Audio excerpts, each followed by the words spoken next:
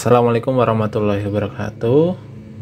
Oke teman-teman, masih dalam pembahasan mengenai persiapan menghadapi SBMPTN, dimana untuk topik kali ini yaitu kita mengambil topik masih tentang penalaran umum dengan subtopiknya yaitu logika analitik. Nah, dalam logika analitik sendiri ini tipsnya, jadi biasanya soalnya itu diberikan sebuah bacaan panjang di mana nanti teman-teman disuruh menganalisis dari bacaan tersebut. Jadi tips agar teman-teman cepat dalam mengerjakannya yaitu teman-teman bisa membuat tabel ataupun garis bantu ataupun dengan simbol. Oke, langsung saja. Nah, jika teman-teman ingin mengerjakannya terlebih dahulu, silakan untuk mempause videonya. Jika sudah, kita akan coba di sini. Mobil A, B, dan C memiliki tangki bensin berkapasitas sama. Ketika mobil tersebut menempuh perjalanan dengan tujuan yang berbeda-beda, jarak yang ditempuh. Oke, berarti di sini kita bikin garis ini untuk menentukan jarak. Kemudian jarak yang ditempuh mobil A lebih jauh dari mobil C, tetapi tidak melebihi jarak tempuh mobil B. Artinya apa? A itu dia lebih jauh dari C, tetapi dia tidak lebih dari B. Maka jarak B itu jarak yang terjauh. Kemudian setelah ketika mobil tersebut tiba di tujuan, sisa bensin di tangki. Oke. Berarti sisa bensin di tangki kita bisa ini irit. Jadi semakin ke kanan itu semakin irit. Mobil C lebih banyak dari mobil A, tetapi tidak melebihi mobil B. Artinya apa? Artinya mobil C itu lebih banyak dari mobil A, tetapi tidak melebihi mobil B. Manakah pernyataan yang benar? Yang pertama, mobil A yang paling irit. Salah ya, mobil A itu yang paling boros. Yang B, mobil B paling irit bensin. Oh, mobil B paling irit bensin, berarti jawabannya adalah yang B. Kita lanjut ke soal berikutnya. Tipsnya juga ada untuk soal logika analitik ini. Jadi teman-teman silakan baca pertanyaannya terlebih dahulu. Nah, yang di sini ditanyakan pedagang mana yang hasil penjualannya terbanyak. Oke, berarti kita bisa bikin garis bantu terlebih dahulu. Ini semakin ke kanan makin banyak. Nah, setelah itu kita bisa baca teksnya. Yang pertama, pedagang 3 lebih banyak menjual dari pedagang 4, tetapi tidak melebihi pedagang 1. Artinya apa? Pedagang 3 itu ya, dia melebihi pedagang 4, tetapi tidak lebih dari pedagang 1. Kemudian penjualan pedagang 2 sama dengan pedagang 4, berarti pedagang 2 itu sama di sini, kita taruh 2-nya, dan melebihi pedagang 5. Nah, melebihi pedagang 5 artinya pedagang 5 itu di sini. Maka yang hasil penjualnya terbanyak yaitu pedagang 1. Kita lanjut ke pertanyaan berikutnya. Di sini ada sebuah teks di mana teksnya itu untuk soal nomor 3 sampai 6.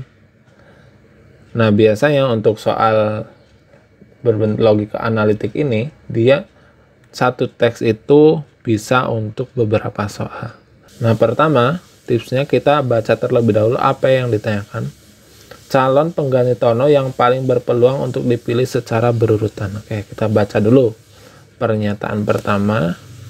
Anton cukup kreatif dan cukup baik memimpin, namun ia sering sakit sehingga terkesan kurang rajin. Berarti ini ada beberapa aspek untuk menentukan penggantinya itu, yaitu yang pertama kreatif, kemudian kepemimpinan, kemudian kesehatan di sini sakit, dan juga kerajinan dalam bekerja. Sehingga bisa kita tuliskan di sini kreatif. Di sini Hasan paling, berarti nantinya itu kita akan bikin sebuah tabel.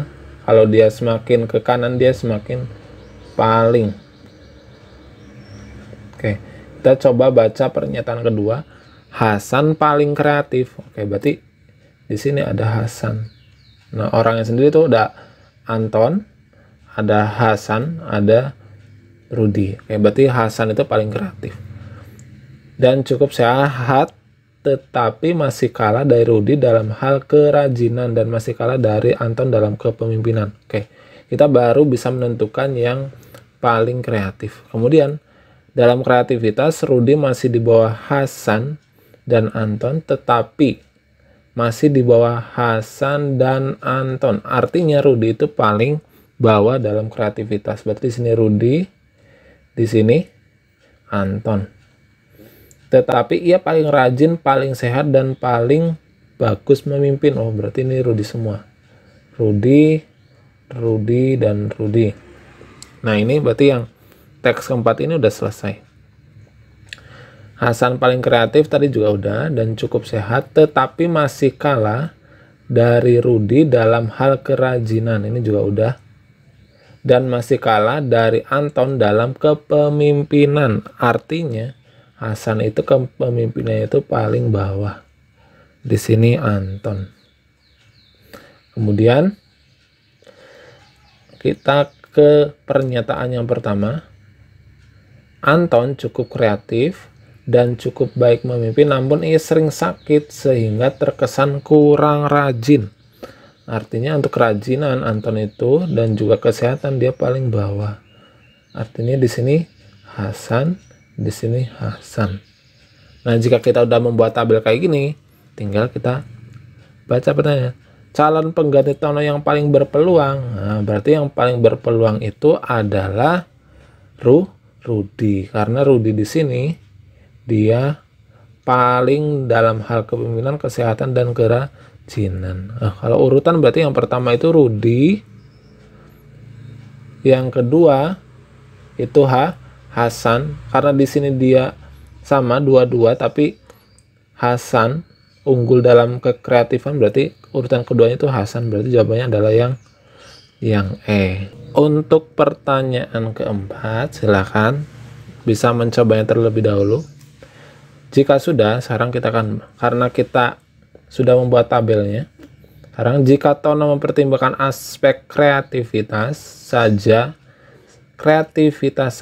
sebagai kriteria utama, maka pernyataan yang paling tepat adalah Anton adalah pilihan yang terbaik. Tidak ya, karena Anton dia dipilih yang kedua. Kemudian Hasan paling tepat untuk dipilih.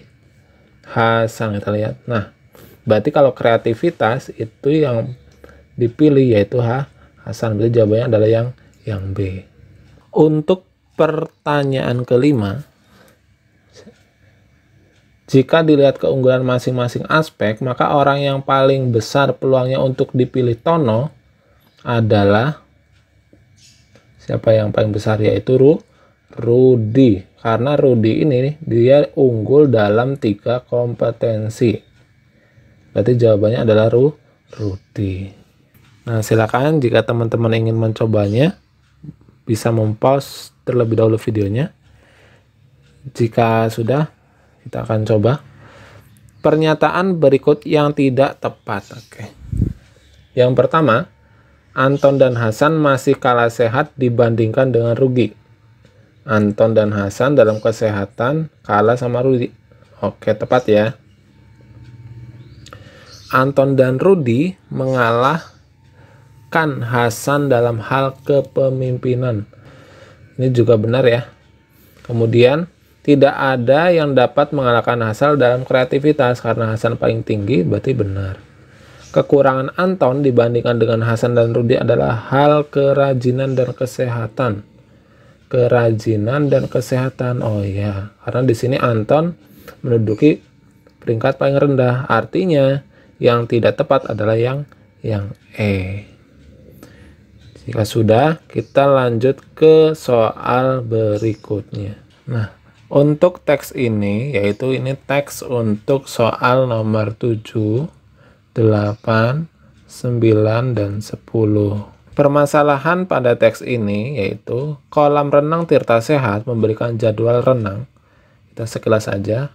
Berarti di sini nanti kita membuat tabel, di mana tabel itu ada hari dan juga ada nama siswa. Oke, langkah pertama kita akan buat tabel dulu, yaitu dengan siswanya Pertama Bonita, Cika, Erika, Ali, dan Dani.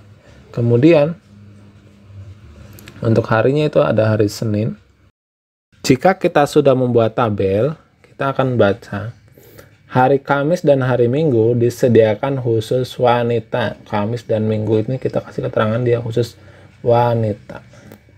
Kemudian kolam renang ditutup pada hari Selasa. Hari Selasa ini tutup, berarti ini kita kasih tanda silang untuk menandakan dia tutup. Kemudian kayak ini udah 3 orang siswa perempuan, ini perempuan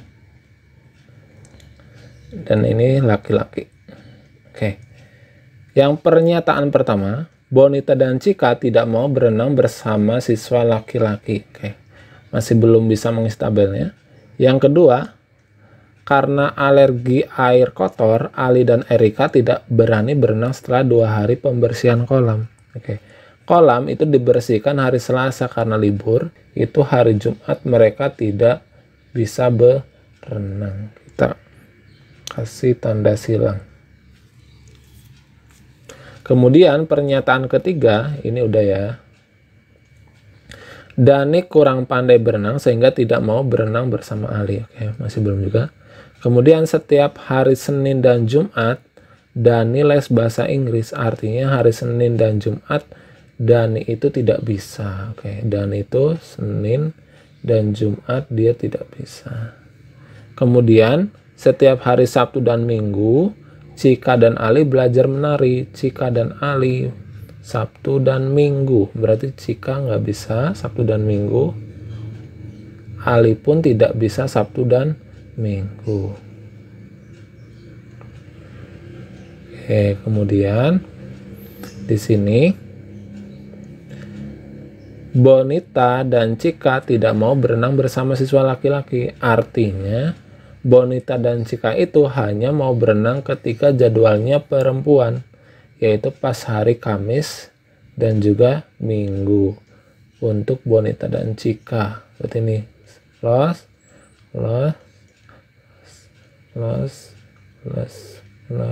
Untuk hari Kamis dan Minggu itu laki-laki itu tidak diperbolehkan. Artinya ini kita close. Pertanyaan yang pertama terlebih dahulu, Cika berenang setiap hari apa? Oke, kita lihat Cika di sini. Cika dia mau berenang itu hari Kamis, berarti jawabannya adalah yang C. Yang mungkin berenang pada hari Jumat, Sabtu atau Minggu adalah siapa? Oke, Jumat, Sabtu dan Minggu. Oke, karena Jumatnya di sini silang semua, kita coba perhatikan. Yang mungkin hari Sabtu itu Cika dan Ali tidak bisa berenang, berarti Cika dan Ali kita eliminasi. Kemudian hari Jumat itu Dani juga tidak bisa, artinya Dani juga tidak. Erika di sini tidak berani berenang setelah 2 hari pembersihan kolam. Karena kolam dibersihkan hari Selasa, maka hari Jumat Erika tidak bisa. Artinya jawabannya adalah yang B. Kita lanjut ke soal berikutnya.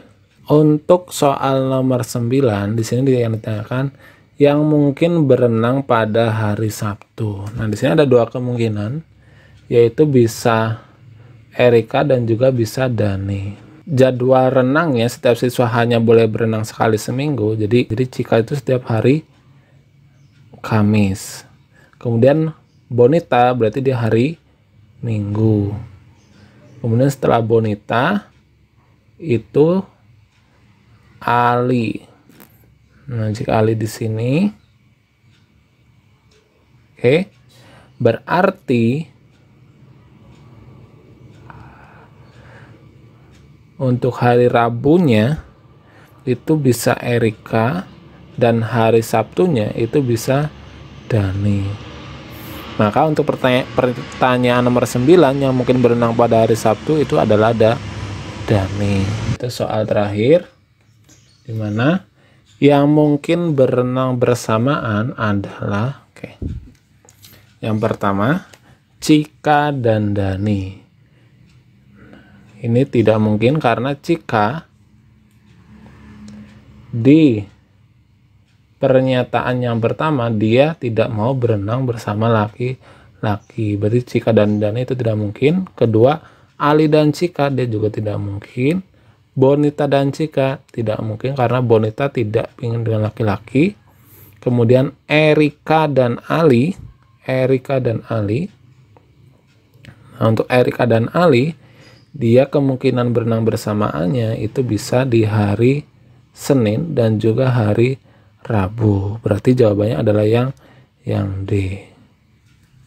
Oke, itulah pembahasan kita mengenai logika analitik. Jadi, hal yang harus diperhatikan teman-teman dalam soal logika analitik yang pertama yaitu baca terlebih dahulu apa yang mau ditanyakan, kemudian habis itu baca teksnya dan jawab teks tersebut dengan cara pemisalan dengan membuat tabel hubungan. Oke, semoga video ini bermanfaat. Jangan lupa untuk share video ini ke teman-teman semuanya.